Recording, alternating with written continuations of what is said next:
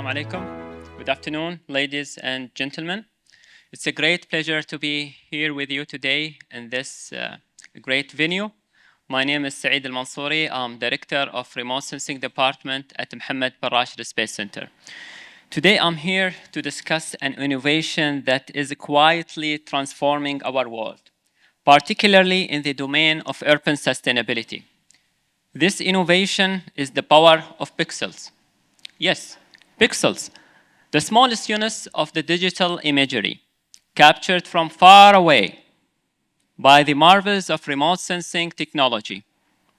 These tiny squares of data are becoming one of the most powerful tools in our mission for sustainable cities. Remote sensing imagery captured by satellites orbiting our planets offer us a bird's eye view of Earth's surface. Each pixel in these images represent a specific area on the ground, allowing us to monitor, analyze, and understand the dynamic of urban environment in exceptional clarity. This capability is not just about observing our cities, it's about transforming them. Imagine being able to track the health of urban green areas in real time. Monitor the traffic patterns to reduce congestion, or even predict the areas at risk of flooding with the astonishing accuracy. This is actually the power of pixels at work. Through remote sensing, we can gather data that is critical for planning, implementing, and managing sustainable urban environments. But how does this translate into tangible benefits for our cities and their inhabitants? So let me show you some examples. So MBRSC actually working very closely with different governmental entities and the private sector in the United Arab Emirates. And we are providing them with a lot of solutions in different domains, talking about the oil and gas, energy, infrastructure, transportation, climate change, environment, and many more. And today I have some use cases that I would like to highlight. When we are talking about the urban planning and the sustainability, so we have here some examples for how we can use remote sensing actually to monitor what we have and to do some predictions in the future. So we, as Mohammed Space Center, we have a specialized team working on this area. So we are doing what's called the land use land cover mapping for the region of interest, and by that we can know the percentages of change for a certain region of interest. If we have, for example, images for a particular area, so we can use this data actually to count the percentage of change in the infrastructure, including the road network, buildings, water bodies, vegetation, and undeveloped areas as well. Also, we use Khalifa-Sat data, as you can see here, to monitor the changes and the development of this site throughout the years.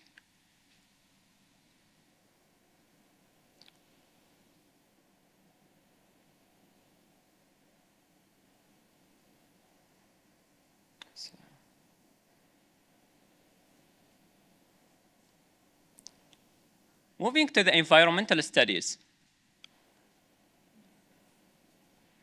So for the environmental studies, we conducted a lot of studies working very closely with the Ministry of Environment and Climate Change. We did a lot of studies related to the water bodies. So as you can see here, we estimated the water levels in dams throughout the seasons. It's very hard to use that.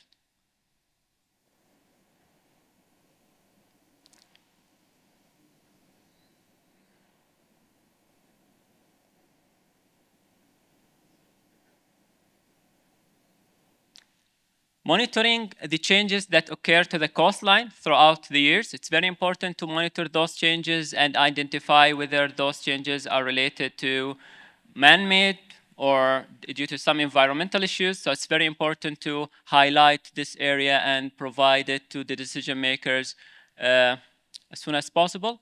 Moving to the third example, which is the detection of the underground water. So we conducted multiple projects for different municipalities in the UAE in this area, identifying the underground water with the support of optical and the synthetic aperture radar technology. So we used here what's called the data fusion in order to actually utilize data coming up from different sensors, from Dubai Sat2, from Alas2, and many other sensors as well.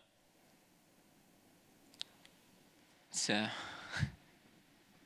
moving to important chapter, which is disaster management. Talking about disaster management, it's worth mentioning that Mohammed bin Rashid Space Center is a very active member of the disaster management organizations like Sentinel Asia and Disaster Charter, as we provide them with a very high resolution satellite imagery coming from CalifaSat, along with the maps and studies for the areas that witness crises like earthquake, volcanoes, storms, flooding, and so on and so forth.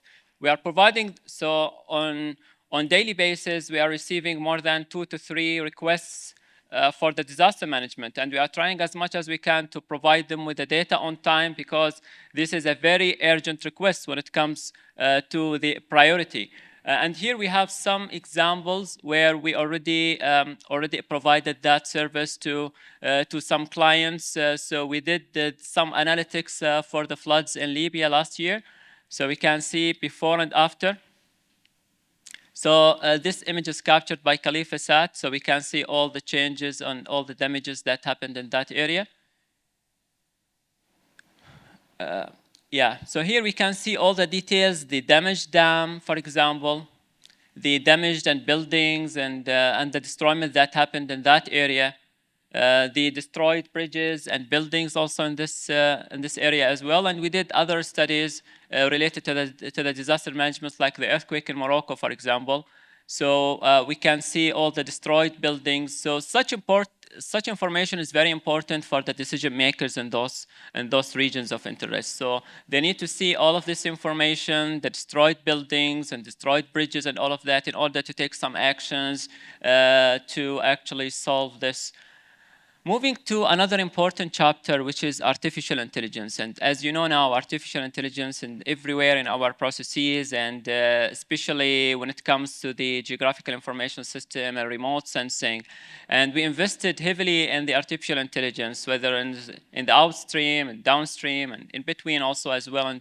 And here we have some examples when it comes to the artificial intelligence, how we can use artificial intelligence in remote sensing and Earth observation and for sustainable cities and so on. So we have a team actually at MBRSC. They develop different models to detect different objects on Earth and do different analytics with the help of AI and machine learning. So they managed to actually develop a model with an accuracy of 95%, and they managed to actually detect more than 4 million palm trees in Al Ain. Not only the detection, but also identifying the nature and the status and the health status of each and every palm tree. If there is any disease or something, this can also be detected with AI and remote sensing, knowing that the data that used in this one, it consists of 4 bands that are the RGB plus the near-infrared band, and through the near-infrared band we can extract the information about the health status of the greenery and the vegetation areas. We fine-tuned that model to detect other objects as well. So we managed to detect other objects like ships. We can even identify the nature and classify these ships, whether they are boat, tanker, cargo, or any kind of ship. We can detect objects like airplanes. Also, we can identify whether these airplanes are for military purpose, for commercial use, helicopter, and so on and so forth. Other objects like electric towers, cloud, cars. Also, it's worth mentioning that AI can be used to also do what's called the change detection. If we have data for the same region of interest, like for example, data in 2017 and 2019, we can see all the changes that happened in that area with the help of AI. So no need for like a human body to just see the images and try to investigate and waste time and effort in doing that part. But now with the help of AI, we can do a lot of things much more easier. Also, we did something when it comes to the oil spill, which is one of the hot research topics nowadays in some of the ministries here. So we developed an AI model actually to also detect the oil spill. Nice. Moving to the last chapter, which is the on-site survey. So sometime in order to do some kind of analytics, we are not relying only on one source of data like a satellite or so. We need to use some other data like drones, for example, going to the site with our instruments and putting those instruments there, collecting the data and trying to merge all of this data together when we call it the data fusion in order to come up with some conclusions. So we went to the site, and the aim of this project is very interesting. So we received a request from Dubai municipality in order to investigate the impact of rainfalls on the mountains surrounding Hatta Dam. I think you know Hatta. Hatta is a mountainous area. There are a lot of farms and homes nearby that area. So it's very important to study and investigate the impact on rainfall on that area to avoid any flooding in the future. So it's important to make sure that the waters there is going to the dam with no any effect or harm on the nearby areas. So to do that, we used a remote sensing and we used a drone and we fly the drone in that area and we generated what's called a digital elevation model for that area. So the digital elevation model is nothing except only just the map that shows the elevations for each and every pixel on that area, for each square kilometer in that area. And then we came up with this 3D model that give us an indication about the topography of Hatta and all the natural resources that are available there in Hatta. So it's like a 3D model analysis for the whole area. And now we already delivered the first part of the project to Dubai municipality. Now my team are working on different things like doing the simulation, like trying to use some softwares in order to run the waterfall, is to run the rainfall and see the direction of water, whether it's going to the dam or it's going to other areas. So now part one of the project is done. We are working now towards the second part of this project, which inshallah will be hopefully done by the end of this quarter, end of March. So we can see some nice photo for that area, digital surface model with the digital terrain model, and at the end we are going to see the 3D for Hatta as if you are flying now over the area. So this is what we are going to see in a few seconds. Yeah, so so this is like 3D for Hatta, generated by our team. This is the input to do the simulation. In order to do the simulation for the rainfall, we need to have that data in order to see, because it's very important here. We used a lot of data when it comes to the slope of the area, the topography of the area, and all of this. Then we just stuck those those layers of information with the 2GIS software to make sure that we can get such kind of quality and such kind of product for our stakeholder. We did also something similar for Al Fujairah.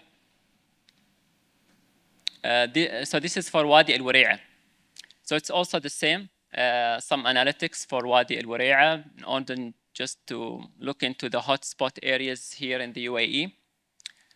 So this is like 3D model for Wadi Al Wari'a. We can see all the topography, all the natural resources that are available there, and the road. It can support a lot of entities, not only the municipalities. Those entities who are working with things related to the roads and all about the environment, disaster management, and many more. So this is a very valuable data when it comes to how we can utilize all of this data in a proper way and try to utilize it in an efficient manner for the urban sustainability.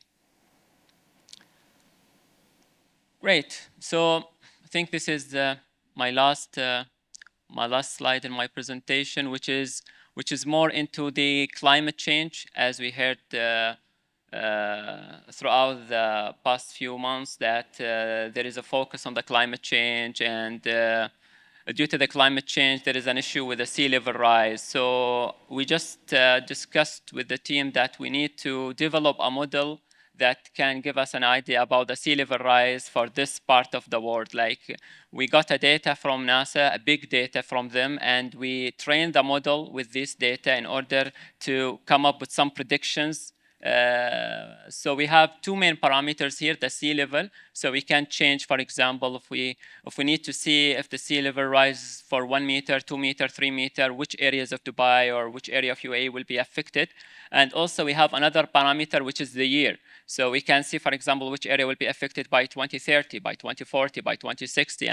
And this is already live, and this is already available for the researchers and for the scientists and for the community to utilize it in different projects. And we have also a link. We give that link to the universities. We are working very closely with different universities in the UAE, trying to support the research with the data, with the analysis, with the maps, and with also with the consultation, so we can be part of all of these projects. So yeah, so I think this is the end of my presentation. And yeah, so the journey toward sustainable city is a complex and challenging one, but it is also filled with opportunities. The power of pixels offers us a new lens through which we can envision and create urban environments that are resilient. As we look to the future, let's embrace this powerful tool. Let's harness the incredible potential of remote sensing imagery to inform, inspire, and innovate. Together, we can use the power of pixels not just to imagine sustainable city, but to realize them. Thank you so much.